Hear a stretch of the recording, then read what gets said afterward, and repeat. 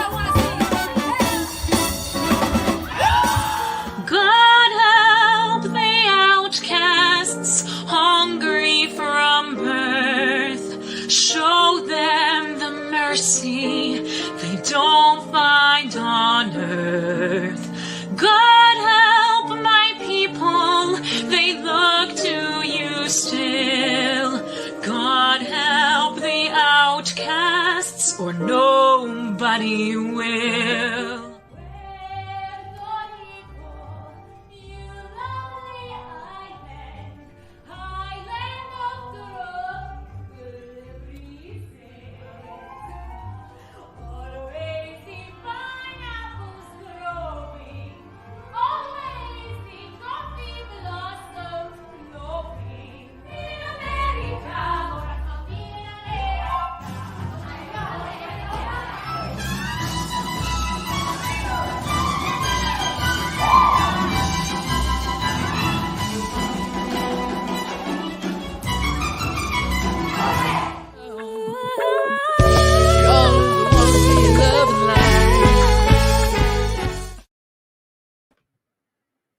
All right. Hello, everyone. My name is Diamond Rivera, and you are tuned into another episode of the Live Discussions with Diamond podcast. This is episode 139, and you just saw an amazing reel from our special guest tonight. But before we get started, letting you know that this episode is sponsored by Bachata Radio, where you can listen to this interview in high quality. As well, we are available on other streaming platforms. And today, people, we are taking this podcast all the way to the West Coast, speaking to a very inspiring artist indeed. After seeing her musical theater reel, just brings me back to my days back in musical theater. And honestly, it's an honor to have the one and only Yuliya Eydelnant. Hi. Hello, Yuliya. Yuliya, as I said before we had you on, of course, watching your musical theater reel gave me so many flashbacks of my days in theater. But I mean, seriously, Yuliya, you are an artist of many talents, and I really want to thank you for appearing on the podcast. Well, thank you so much for having me. I'm so humbled and honored to have been asked to join. So thank you again. Of course, as we talked, and for me, as I told you and many others, the reason I do this platform is because, especially with artists and creatives, many of our talents, many of our accomplishments are mainly just seen through visuals, a 2-3 minute reel, maybe a 1 minute clip online that goes viral maybe at one point.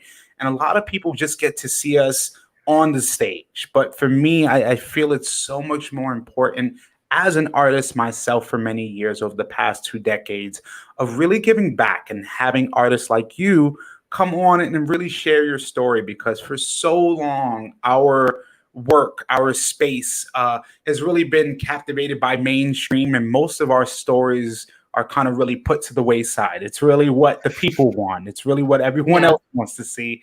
But for me here, it's important because it allows me and allows everyone else to understand your story before someone else can tell it. Yeah, that's all very true. Absolutely. And, I couldn't have said it better. Of course. And, for me, us having mutual friends and people that we know, especially in this dance world, this musical world, for me, just the arts in general is so important. And actually having an artist like you on means so much because I've had hip hop dancers, I've had salseros, I've had bachateros, I've had many artists. But for me, I love what you do because many artists that I've known who've come from the salsa world, bachata world, whatever world you call it, a lot of us aspire to be in those positions in those moments like you. And for me, this is a chance really to celebrate your success. Thank you. Absolutely. I mean, and as we talked before, like I said, it's so important, of course, to celebrate your highlights, celebrate your accomplishments. But I feel it's also very important to understand the person, understand who Yuliya is, understand your journey. So, I mean, for me, as I do with every guest as we start, kind of give us an understanding right now of who is Yuliya before musical theater, before the arts. Who is Yuliya? Oh, God. I feel like I was pretty much born into it. So I don't really know a version of me that wasn't in the arts. Always say that. But I'm originally from Kiev, Ukraine. I'm a former refugee. I immigrated here with my family, my immediate family, when I was an infant. So I was 2 years old. I don't remember anything, but I'm very grateful to be here because, at the time from like 89 to 92, they were my former country in the USSR, formerly known as the USSR, persecuted Jewish people. Yeah. And so there was a higher influx of Jewish Eastern European immigrants who were trying to get out. And so one of, my family was one of the groups that was able to do so. So we were very, very lucky. Everything kind of fell together, but it took quite I think it maybe took about 5 to 8 years, and then the lottery system to get to the US, which is quick for anyone who knows about, coming here for political asylum.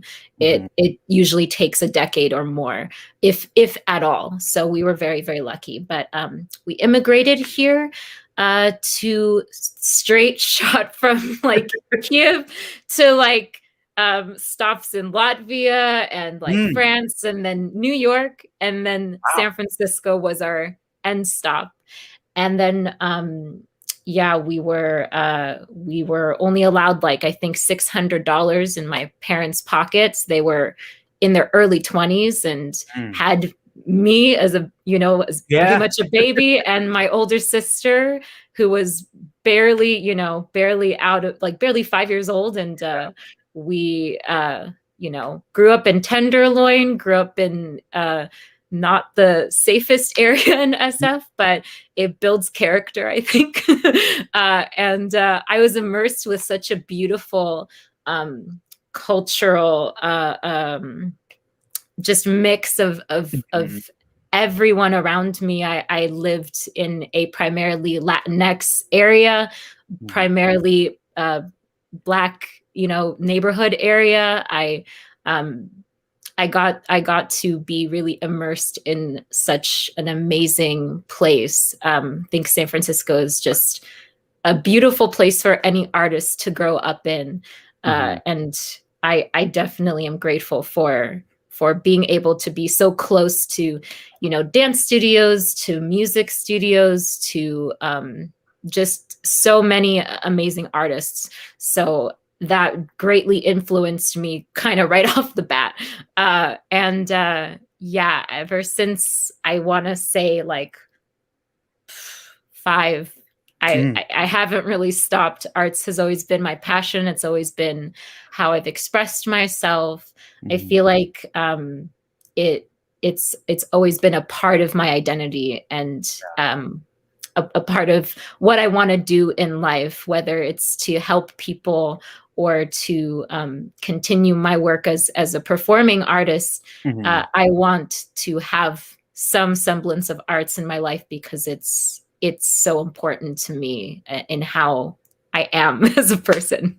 I mean, hey, just understanding really that story. I've met many people as well who've been through very similar stories of, and many of us, of course, who live in the States will never understand people who have come from political asylum from other countries and understanding. And many people, I bet, when you tell them that, they want to just ask, how was it? But you're like, hey, I'm I don't know what's going on. Right? Or the first thing they'll ask me is, do you remember what happened? And I say, well, no, but I mean, generational trauma is a thing.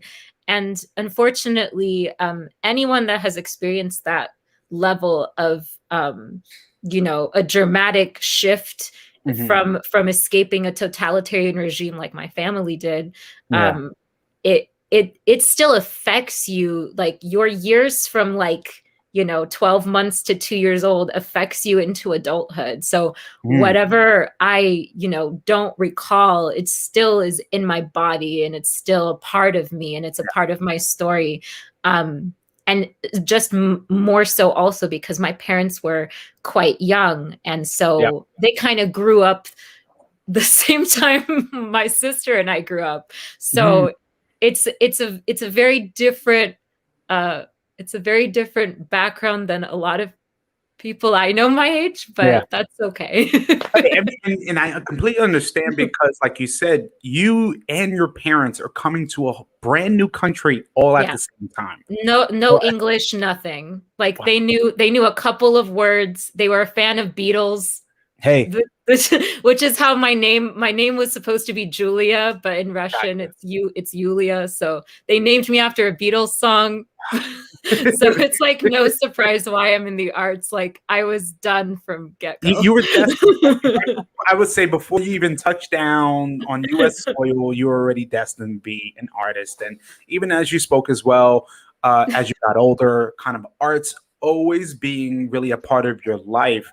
So my question to you really is now understanding, as you're growing up, as living in San Francisco, and San Francisco, from my knowledge and from many people that I know who live there, is really rich with culture.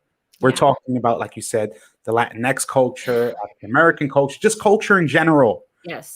And for me, a question I have is, as you got older, where was that point in your life that you kind of figured, okay, now I want to kind of take this into further this direction and really push myself into getting more into the arts? Oh, I mean, again, I knew it from right off the bat. It's always been something I've loved. It's always been something I wanted to do with my life. But I think like a pivotal moment was my first time performing on stage. And it was really really embarrassing. First time performing on stage, I think I sang Ave Maria. Oh my God, I know that song. in kindergarten. Wow. Ave Maria in kindergarten. Wow. Yeah, and I had this very technical with my very thick Ukrainian accent, which I had at the time. And a lisp and a stutter, so no one could understand what I was saying. You had to try or singing. But yeah, that attempting to sing that in like the biggest, frilliest pink dress you can imagine on stage in front of everyone in my school, and being so nervous that I actually kind of peed myself a little. Hey, I give it to you. I think you said you were in kindergarten. If you were something, maybe I'd say like, wow. But hey. But I'm 30 now, and I remember that to this day. Like it's imprinted in me, unfortunately. But I knew in that moment, because I was so nervous that I kind of peed myself a little. And was like wanting so badly to run off stage, so embarrassed, but like I was like, no, I'm here. I'm going to sing. And I finished it and nobody noticed, thank God. I mean, thankfully. I mean, that pink dress helped. That pink dress like absorbed it. Yes. Oh my God. But that's when I knew in the most embarrassing way possible. I was like, okay, if I could survive that at such a young age, I can do this. I'm good. Honestly, it's funny to hear, but at the same time, like those moments actually are the moments that kind of put in our minds, like, okay, like you said, if I can do this, I can do anything. Because whether it's dancing, whether it's acting, whether it's singing, there are moments that on a stage you're around people. You have people kind of to fall back on. Yeah. But there are moments in those same settings that you're solo. You're by yourself and you have to capture the moment. You have to live the moment and be there. And for me as well, when I was young, doing acting, singing, dancing, just being, I love the arts and I understand even as a kid, those moments that for us is embarrassing, but I think it's really in the term character building. I think that's a great way to say it. It definitely built my character. I'll say that. Mean, absolutely. It built your endurance. You could withstand a lot. So yeah. I appreciate that. So Yuliya, then, growing up in San Francisco, of course, you really being just in love with the arts. And of course, now you're getting older. As you're getting older. Don't remind me. As you're getting older, of course, into your teenage years, was that drive for the arts really just growing, or was it kind of you were focusing on one specific area? Were you trying to? Okay. Yeah, absolutely. So, as I said, I grew up in San Francisco, and then around like towards middle schoolish, high school, like end of that era, right into my teens, we actually moved to San Jose, to the South Bay. My dad, he became a computer engineer, which is amazing because he literally worked at a soap factory and then, but was always a tech person and had a lot of things aligned very, very well in our favor. And so because of that, we moved to Silicon Valley for his work. And when I was in my teens, I became more and more affiliated in figure skating, actually. So even though I've always sung and I've always danced and I've always acted, I was also a figure skater, and I was a professional figure skater for about 16 years. So I started late. I started when I was, I think, 8 years old, which is late for figure skating. Wow. I thought very it was late. Kind of understanding, kind of that starting point. It's easier when you've danced since you were like 2. You can kind of jump in.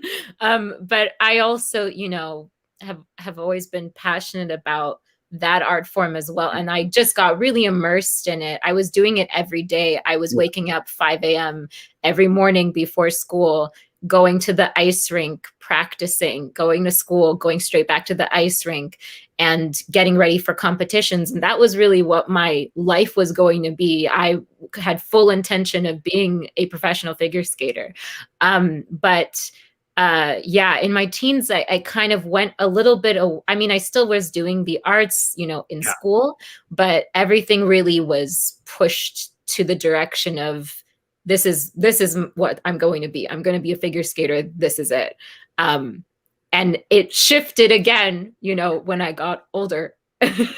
So as a lot of art, I think artists do, we tend to really love dipping our toes into a lot of realms of work in the arts. And then when something feels like, I don't know, when a voice tells us, this may be something to go into or to try and see, and you end up loving it and feeling like that's fulfilling you, you kind of you swerve and you go different directions. There's nothing wrong with that. As long as you're finding your balance, you're finding what you love, because it's okay to, like you said, dip your toes in the water, try to feel out the process. And hey, at one point, like you said, being younger, saying, I want to be a professional figure skater. But Yeah. as you get older, that passion slowly wanes when maybe you find another passion.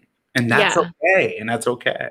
Yeah, yeah. And I still love it. I still love being on ice. All the nostalgia is still Yes. there and I adore it, but My it's point is, different. you miss the expensive costumes. I mean, I'm also a dancer, so that hasn't gone away. And you can see my sewing machine behind me. So it's Hey, nothing that hasn't stopped. The making costumes and stuff is still part of my life. The skirts have just gotten shorter. I wouldn't say you're a jack, you're a Jill of all trades. So definitely kudos to you. I mean, hey, I've known many people that have done figure skating, but realizing too that correlation of being a dancer and transitioning to something like that is a really big help because, of course, flexibility, also punctuality, what you said about you at an early age doing those rounds and really focusing on being at places at a certain time, building that, that time format as a young kid is not normal, unfortunately. Many kids dread getting up super early to do something, but realizing too that helps build maturity. That helps you really become a lot more mature at an earlier age when you have a job and a focus. So, you of course have doing figure skating. When did I know, like you said, dance has always been a part of your life. After, I mean, with figure skating, when or how did that transitional period come about? Kind of moving past figure skating and finding other loves. Yeah. Well, I mean, like I said, my love for it didn't, it didn't go away, but my needs changed. And so for me, like as someone that has danced pretty much all of my life, has sung like all of my life, has been a part of music, has been a part of some kind of physical movement, that's always been my sense of therapy. It's been my sense of almost even escape sometimes when things got really difficult because, I grew up in poverty and I experienced a lot of very intense adult situations growing up in the city that not a lot of people would ever want a child to deal with or a teenager to deal with. So in my teens that really didn't go away, and I quite honestly at times like went into the wrong crowd as I think a lot of teens do. And that culminated to me starting to lose that sense of passion into figure skating because within it was also this environment that was very, very catty, not very supportive. And I have always been someone that I think seeks community and seeks support and lifting one another up. I come from the mindset and I want to be around others who come from the mindset of wanting each other to win. So in obviously the competition realm, it's different, but at the time that I was doing it competitively, the love for it started to wane in that sense, most of all because the community aspect of it didn't really feel like it was there much anymore. And so I started to transition out of that and go back to some of my, I think, roots of what I really love to do and what I really felt like was nourishing for me, for my mind, for my soul, for just my well-being as a whole. And for me, that is dance. And for me, that is music. So I was transitioning out, going back into flamenco because I did that as a youngster. And then that started to go into salsa and bachata. And, music, again, also hasn't really ever gone away. But once I got closer towards finishing up high school and then getting ready to go to college, I wanted to really, really focus on what I can do to continue to get my voice to where I want it to be so that I can have it ready for doing that professionally. So I was saving my pennies, getting ready to, take as many private lessons as possible and, get myself to the point where I needed to be, where I could audition for a university. Yeah. And that's what ended up happening, and got into San Jose State for dance education and for jazz musicianship in vocalization. Wow. And of course, as well as we've seen the video during the intro, your musical theater background, for me, again, from not just the acting perspective, not just from the dancing, but also the singing perspective of realizing most of the times when you're singing, especially in the pieces that you've been a part of, you get those solo moments that, it's just you, everybody there, and it's just watching you. A question I have then is, as you get older, as you've done, going through college, and then so later finding opportunities now to be a part of different programs and different projects, was that community feel coming back, or as you're getting into your adult life now and being a part of these projects, was it kind of still the same thing revolving all the time? It was fluctuating because it just depends on the area that you're in sometimes. I think because at least for me in the musical theater realm within the Bay Area, it's quite small in comparison to obviously New York or Chicago or what have you. But everyone really knows each other very, very, very well. And so the community aspect is there, but oftentimes, at least for what I was seeing, sometimes, I don't know, I feel like sometimes like in shows that you're in, because I was auditioning and, performing in regional theater companies, tours, West Coast premieres of certain shows and with certain companies, and working with a lot of local artists was always really nice, but sometimes they would get cliquey.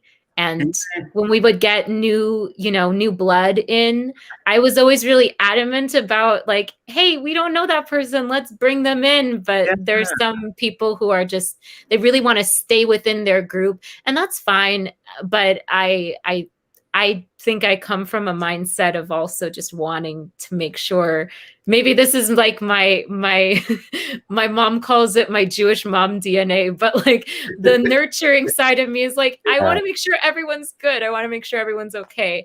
And I feel like that also within the salsa bachata community too, like sometimes we get stuck in our cliques, and I really enjoy meeting new friends, meeting new people within the community, getting to know new teams, new artists and what have you. And so I feel like that was something I was always seeing within groups of whatever realm of arts I was putting myself in and affiliating myself with. I mean, just also understanding, like you said, you having the experience of being in musical theater, being in dancing, singing, what have you.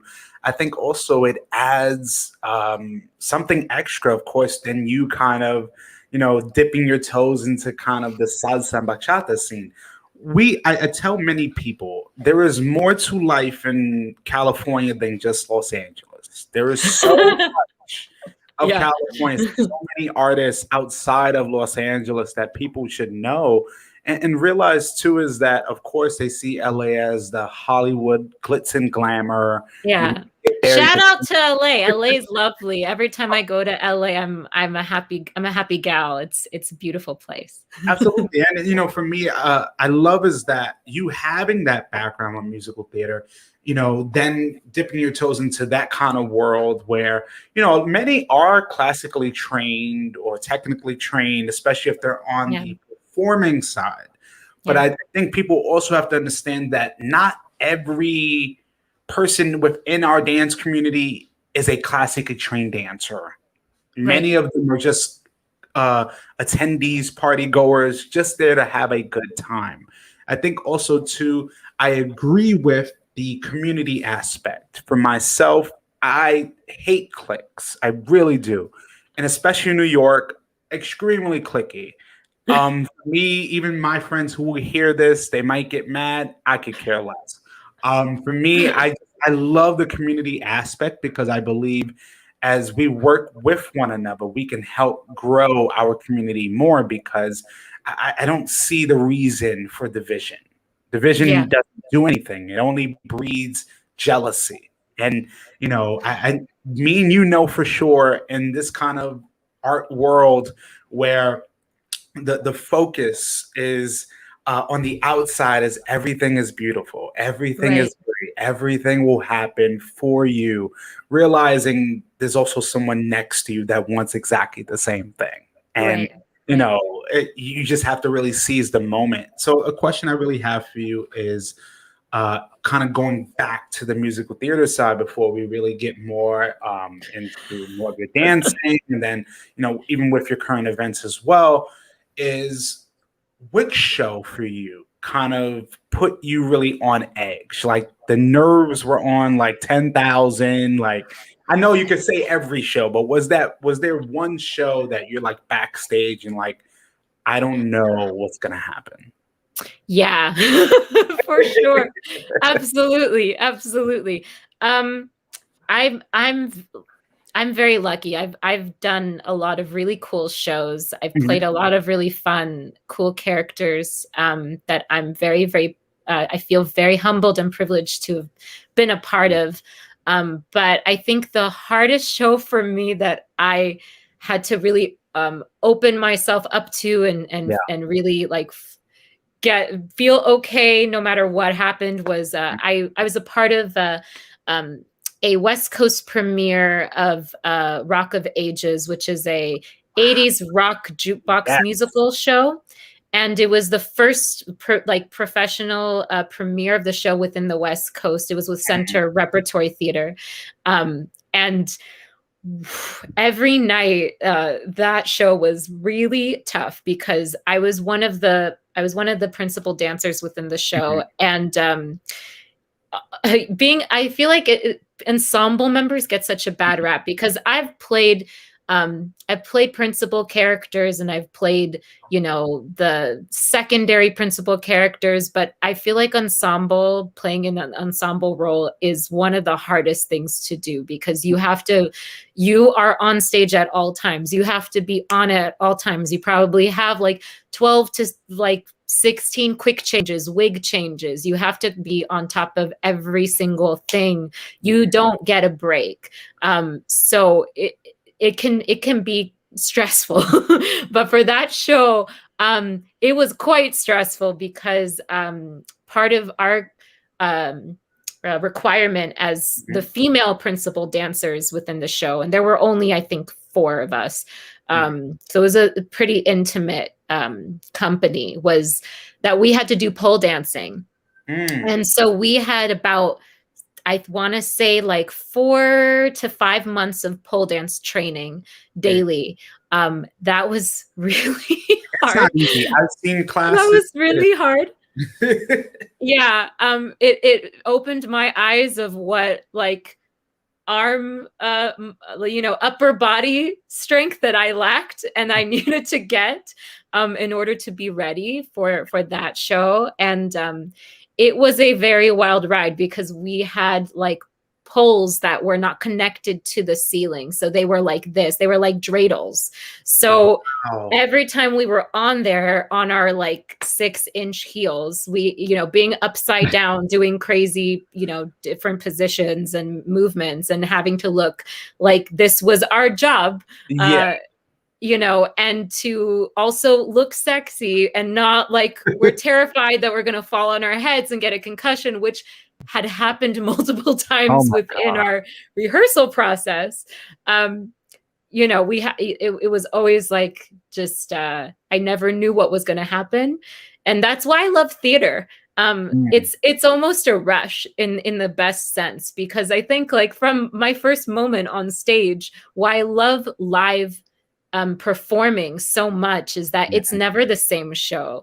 You never know what is going to happen. You never know what you're going to get. You never know if your instrument is going to be, you know, perfect, pristine, ready to go, or if it's going to be off. You always have to have maintenance on your body, on whatever. It's always like Russian roulette, but I kind of love that. So there were many moments where like I thought, oh my God, I almost ate it. Like, oh my God, I almost ran into another girl. Oh my God, I almost fell like clean right off the pole, you know, whatever.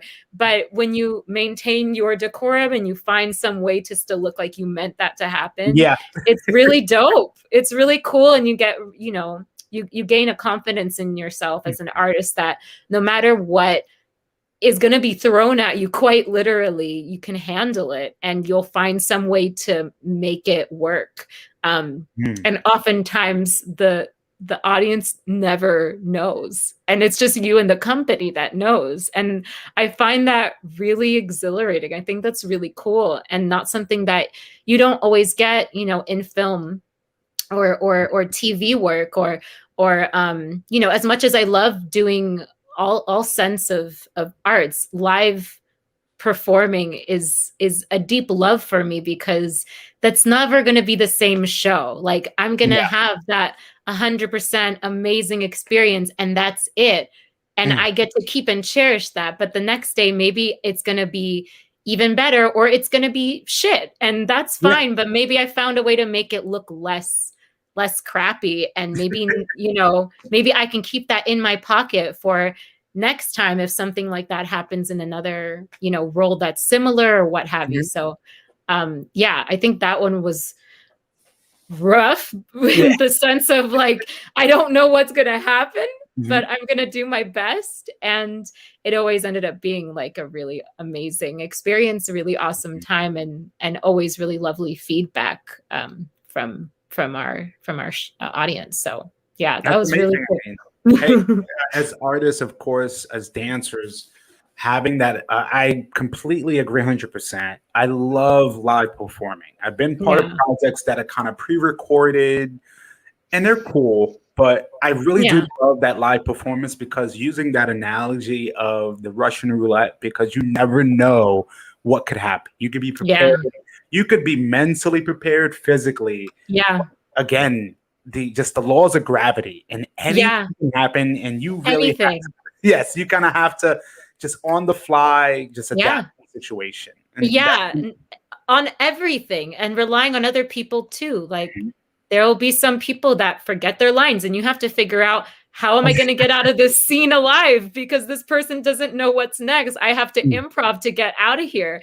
Or, you know, if somebody misses their blocking cue, I have to figure out some way to get around them and make sure I don't bump into every single other person, because everything has been pre-staged and pre-blocked. So there's, or if something happens in the set, if lighting goes off and we're in the dark, like anything can happen. And I find that really cool.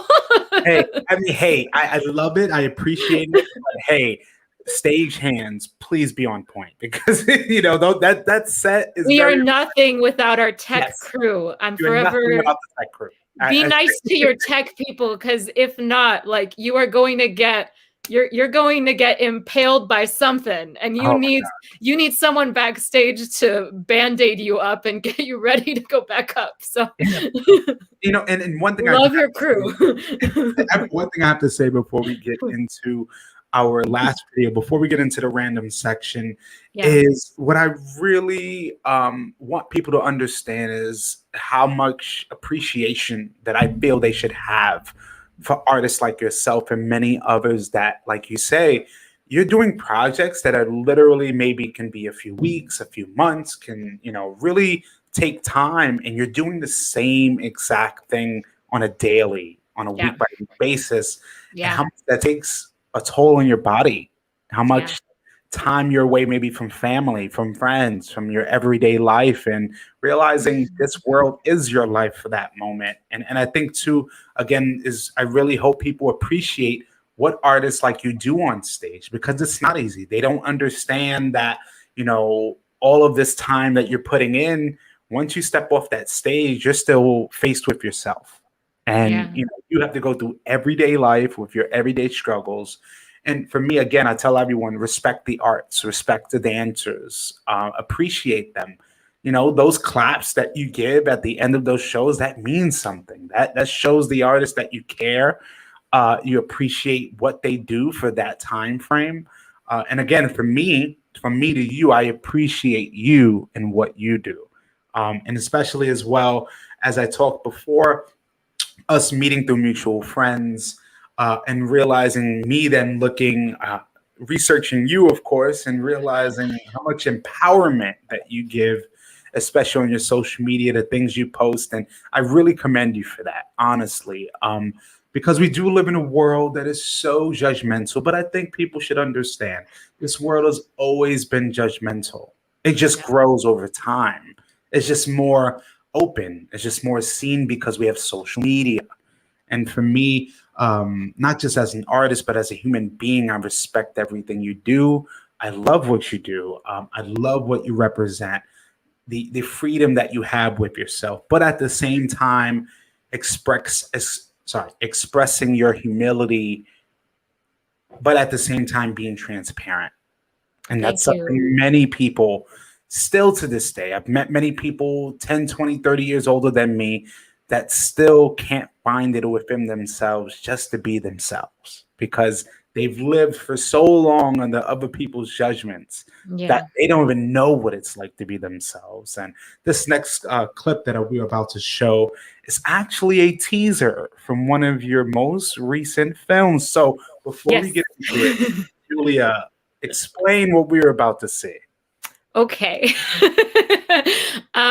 So this is a teaser trailer to my upcoming dance visual piece. It is my first time directing a dance film, my first time producing, my first time choreographing my own solo piece, and it's for an international female led dance festival. So I'm very excited to be sharing it and to share the full thing on August 6th. And I'm really excited. It's about just my liberation with my body, with empowering myself through my sexuality, through myself as a woman, as a survivor of sexual assault and sexual trauma, and finding freedom beyond that to, as you said, be transparent, be who I am, and to love myself and my body for what it is. Absolutely. I love that. I thank you. And everyone, check it out. This is the teaser to Lingerie.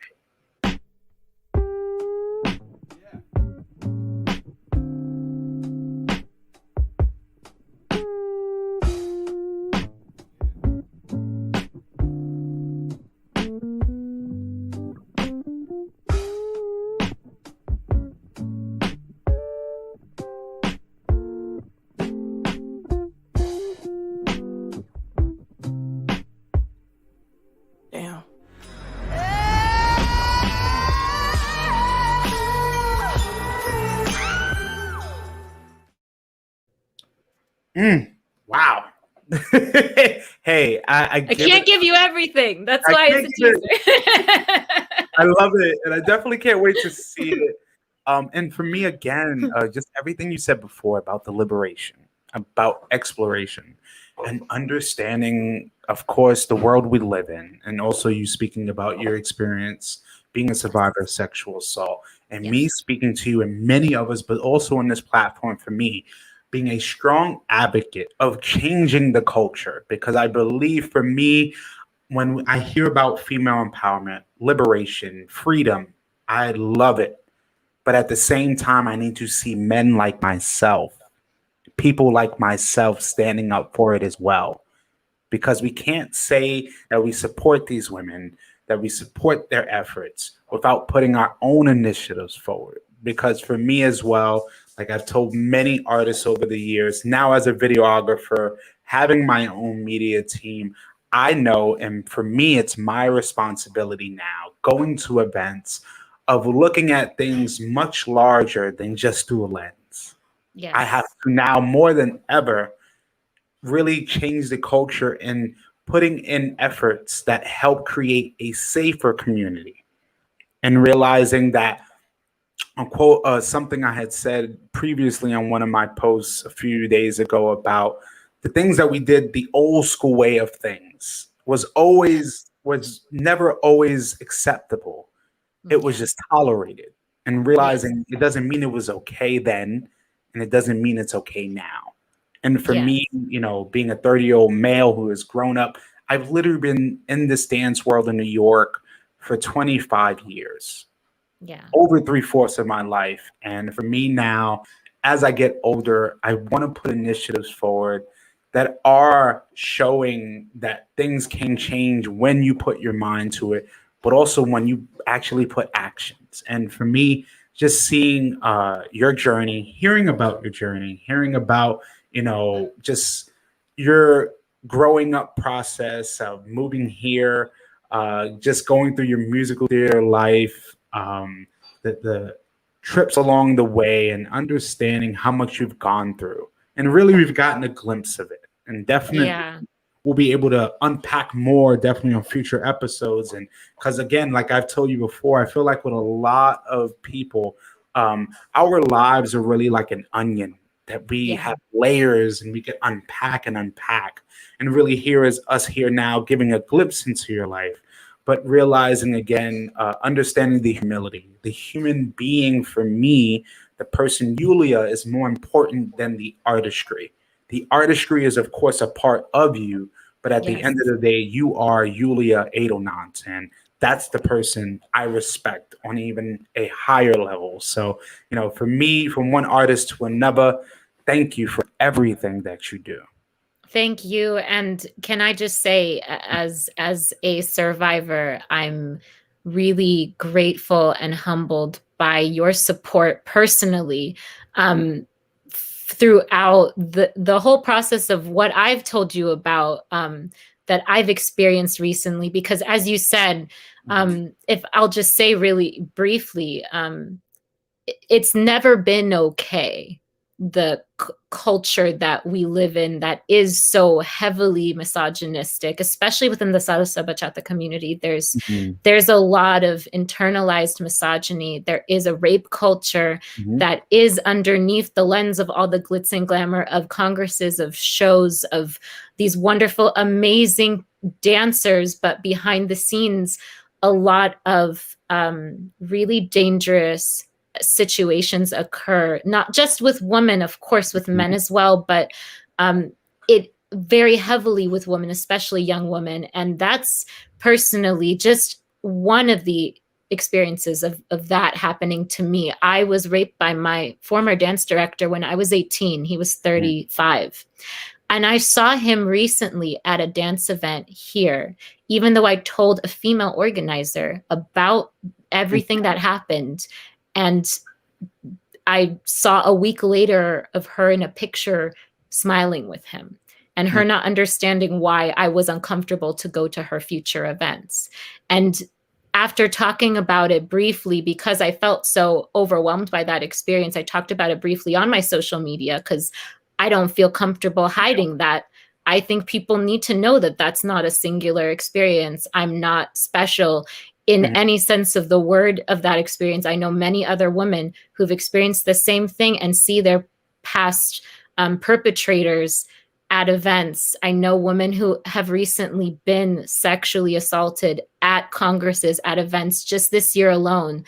And no one is really talking about it. Organizers are kind of being more hush hush than I think they need to be. I understand things are reopening and people, don't want to think about it. They want to come from a place of, we just want to have fun and we're trying to open our business again. But at the same time, we are a community and we are supposed to, as much as we enjoy having fun and performing and being a part of this amazing community, we should be encouraging, supporting survivors, listening to survivors, and working on protecting one another, especially more vulnerable community members who are younger, maybe don't know what that person's reputation is. At the very least, making some general statements that showcase that organizers are aware of what's going on, and they are willing to say, hey, we know this has been happening. We don't, stand behind it. And,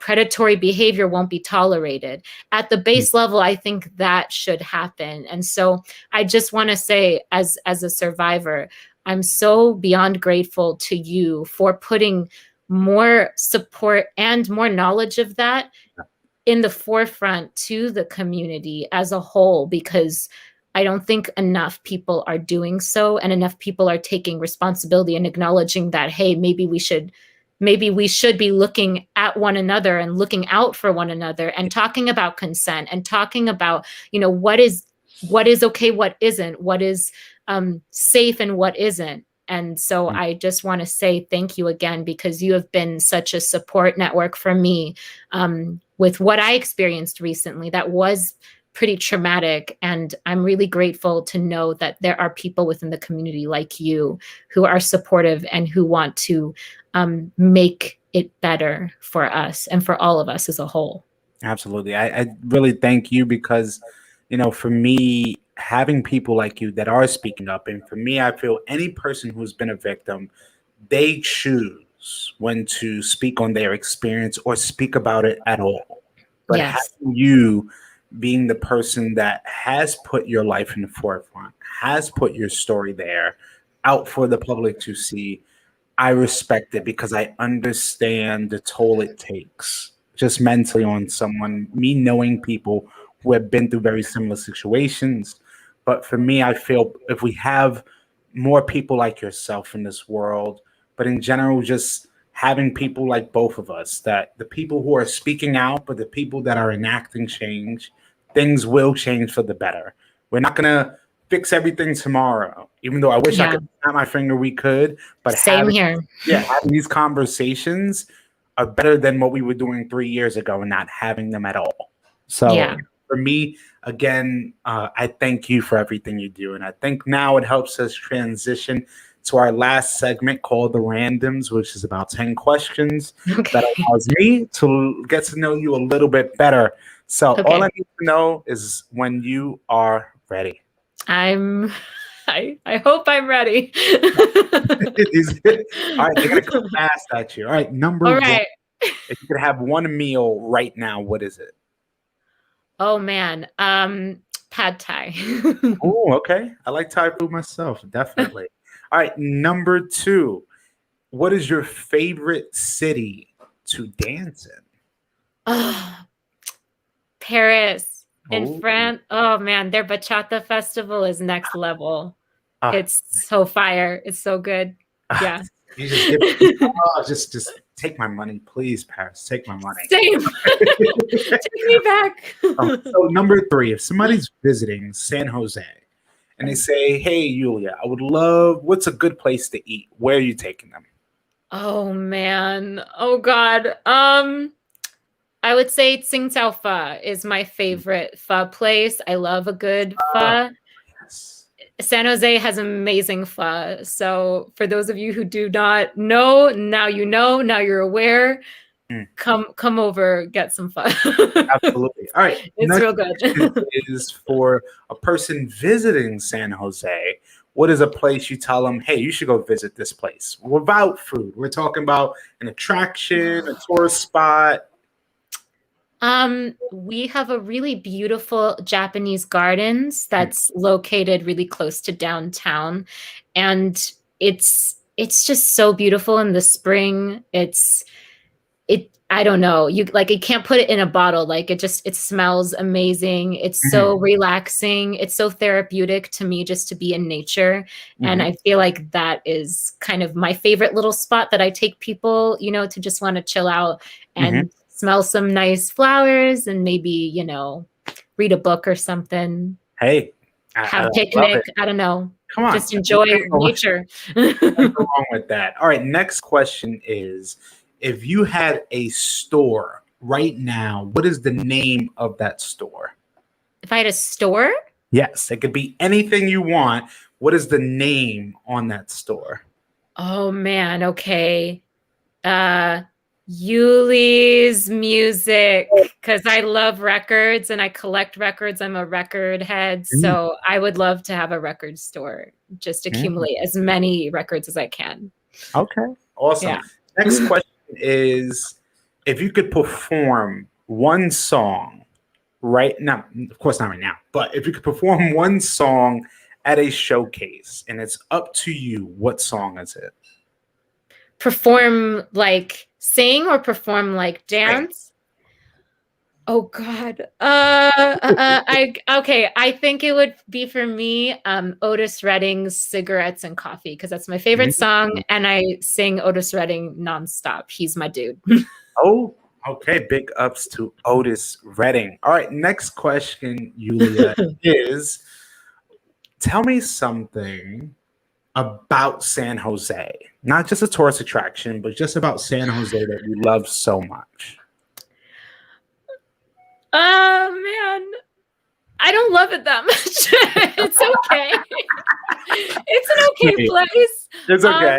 It's okay. Okay, I would say, if anything, we have a beautiful community. We have amazing people here. Bay Area people, I think, are really special. Okay. I'm not talking about myself. I just think people here are lovely. And San Jose people, I feel like, just have a very special, they just have a special soul, special personalities. Everyone's super sweet and really, I don't know, they're really lovely. So just talk to someone, say hi to someone in the San Jose area, and hopefully you'll see what I'm talking about. All right. Next question is, what is one place that you have not been to that you are dying to go to? Oh man.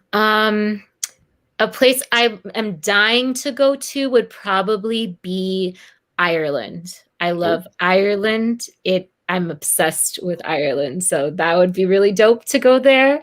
Or Scotland. Anywhere that has rain constantly, because I love rain. I'm a San Francisco girl, so I like stormy weather. So Ireland or Scotland, one of those two. Okay. Next question, our second to last question is, if you could describe yourself in one word, what would it be? Resilient. With a capital R. I love it. I love it. I'm a tough cookie. Yeah, I was about to say, once you said tough cookie, okay. All right, wait, so I'm assuming you like cookies, right? I'm not a big sweets girl, to be honest with you. But I'll have a cookie if I want it. All right, next question, which is now our last question. This should be very interesting. Imagine you are stuck on an island. It could be any island you want, but disclaimer, there is no Wi-Fi. Oh, no. You only have 3 things with you. What are those things? Okay. And I'm assuming also no electricity, right? Absolutely not. Oh, man. Okay. I would say I would want some kind of little wooden floor so I can dance on it. I would want probably I would want a Walkman.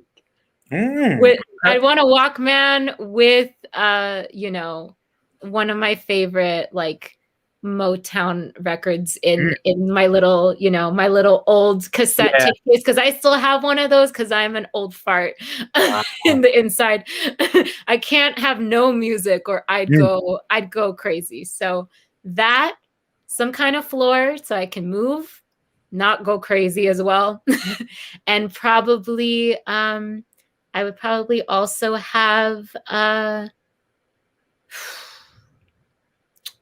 would have probably a cashmere sweater to keep me warm, keep me feeling some kind of nourishment, some kind of feeling of care, and a reminder that I'm not alone and I will get off this island someday. I appreciate it. I love it. And Yuliya, I really thank you again for doing this segment. I feel like I got to know a little bit more about you and your love for cashmere sweaters. So yeah. Shout out to cashmere sweaters. My birthday's in October, so if you want to give me a cool gift, I don't mind a cashmere sweater. Hey, everyone, if you feel, if you're feeling nice, October, shoot Yuliya a text and get that. So get now, me that cashmere sweater. And again, I really thank you again for doing this segment. And now it brings us to our conclusion of our talk today. And like I said, of course, earlier, for me, I feel like with every episode I do with every guest, it's really a part one to hopefully more parts, because our life is like an onion, so many layers. And it's been really an amazing time having this discussion, learning about your life, learning about your past, present, and just understanding how bright really of a future I know that you have. And at least before we go, I'd love to know if you had any last few words for myself and the audience, but also contact info on how people can reach you and find out what you're up to next. Yes. I will be showcasing my full dance film on my Instagram. That is Yuli Moonshine. That is my handle, one word. That's YuliMoonshine. You can also find me on Facebook. I'll have that as well. All of my upcoming dance film projects, there will be more to come after this first one. I've gotten the bug. Now I want to do more. Will be on my Instagram. So look out for that, along with more music, more hopefully live performances. Hopefully you'll see me on stage very soon, because we are now reopening, and keep posted on my things through my handle. But thank you everyone for joining us, and please do, check in with your community, make sure everyone's okay, because just because things are reopening doesn't mean that we don't need support. And Yuliya, thank you from honestly everything that you do, everything that you continue to do. And I truly look forward to seeing what you have going on in the future. I want to thank you for appearing tonight. I want to thank everyone that's listening, who will be listening in the future. This has been another amazing episode of the Live Discussions with Diamond podcast, episode 139, with the one and only Yuliya Eydelnant. And I want to thank everyone for tuning in. Thank you so much. See you soon. Stay safe.